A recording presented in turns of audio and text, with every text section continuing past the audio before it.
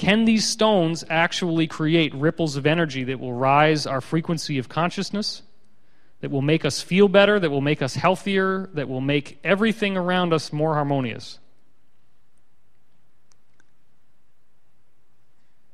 If you think about the possibility that these stones could be put into position and change the way that your mind works, then you're thinking in the right direction.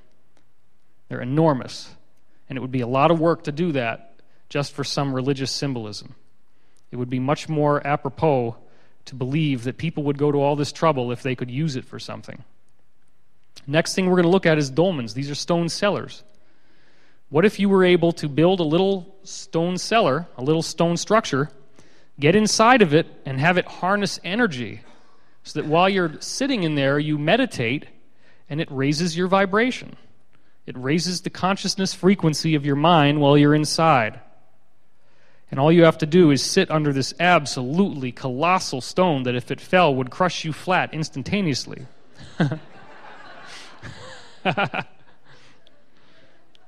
Very precariously. This is Kilclooney in Ireland. Look at that thing.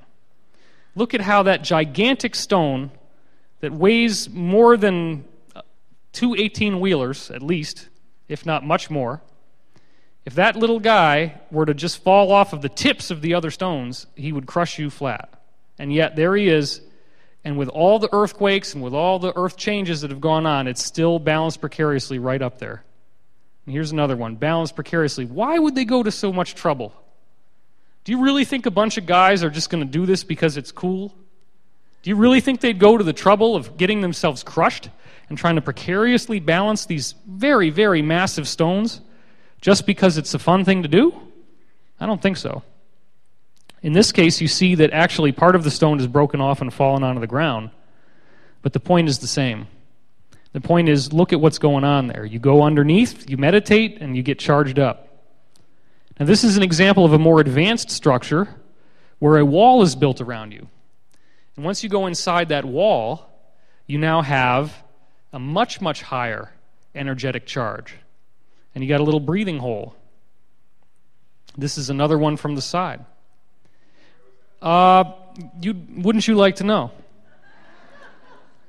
No, actually, I did this in a rush, and I don't know where all these locations are, but it's easy to find online. Just look for dolmens. And you'll go to Google Pictures, Google Images, Google dolmen, the word dolmen, D-O-L-M-E-N, you'll start finding these things. Barrows is the next thing. Barrows are mounds. The idea here is that you actually drill a hole into the ground underneath the mound. There is a round chamber inside the mound. This is well known. You go in there and you have a little party and you meditate. It's enough now that you can bring in a group of people. It does the same thing as a dolmen, except you're burrowing into the earth now. So here's some barrows.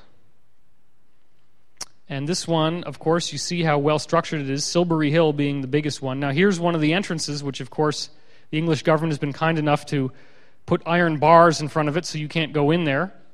They don't want you to be able to use this technology anymore. And they're probably worried about finding condoms and stuff inside, frankly. But that's not what it's built for necessarily. Maybe it was. Some of these barrows are longer, and you also have the mound builders in the U.S. You have all these other things like Serpent Mound in Ohio that you can go to and see this in the U.S. I'm only doing the English ones right now. Henges is the one that everybody's so familiar with and everybody loves because now you get standing stones like the single ones you were seeing before, except now there's certain areas where the energetics are so high that long rows of stones are being put together because it's going to be even more powerful. The sheep really like being near these stones. In fact, animal life really can feel this more than we can. These were not put there by accident. And again, in this case, you have a combination of a barrow and a henge. You have the henge at the front here, and if you go through that path down the middle, you go into the barrow, and you go inside and you meditate. Maybe the henge in the front helps focus the energy that's flowing through the center of the barrow. Here's another henge out there just hanging out in the middle of the English countryside, and some of them are in France, some of them are in Germany. They're in Ireland too. They're all over the place. Here's another one. Of course, here's another one. Here's another example. One of the most impressive, which unfortunately has been lost to the ravages of time to a large degree, is Avebury. Now, what you're going to see here, if you look closely, is that all of these different stones, all of these different little dots that you see as you go along here represent individual stones. This looks like a giant serpent. Here's the head, and here's what it's eaten in its stomach. If you look up at the top in the middle there's two little rings of stones inside. That represents the meal, and then here's the tail down at the bottom. Down here is one of the barrows. This is Silbury Hill, the best barrow of all, the most famous one and the most well-structured one. Look at the geometry. Look at how it's a perfect equilateral triangle between the head of the snake, the tail of the snake, Silbury in the middle, and then here's the area up here. Now, what this was for, this was a gigantic technology. This is a machine. It's a machine that's built based on, if you look around it, the contours of the mountains, the contours of the land, so that a bunch of people get inside this area right here and they have a big party and they all meditate and chant and run around and do fun stuff, and they're changing consciousness for themselves and for the planet. That's what this stuff was built for. It's a consciousness technology. Of course, Stonehenge being the greatest example of all, these sarsen stones, as they're called, are gigantic in size and very beautiful to look at. What you may not realize is that at one time there was a whole ring of them like this. That's what it used to look like, and all the stones that have fallen have been identified in the soil, because the more they fall down over time, the more that it rains each year, they fall further and further into the ground, but they've all been found. So this is known to be true. I'm not making this up. What we know is that Stonehenge was used to identify solstices and when the moon and the sun were traveling and what would happen, because during certain planetary alignments, certain times of the year, these zones on the earth became much more energetically active. Are these ancient structures connected? The answer is yes, through the science of ley lines. This was done by Sir Alfred Watkins, and we're going to talk a little bit about him. He found in the 1920s that ancient holy sites lined up in straight lines, which he called leys. Sites from extremely different ages, millennia apart, were all aligned with one another. This includes the Neolithic Age, which is Stone Age, the Bronze Age, the Iron Age, and the Christian era. Now, he would use this camera to basically be able to look across long distances and see if things were in a straight line. Now, what you see here is the summary of a massive amount of research that he did. What you see here is every single one of these words is a different ancient sacred site.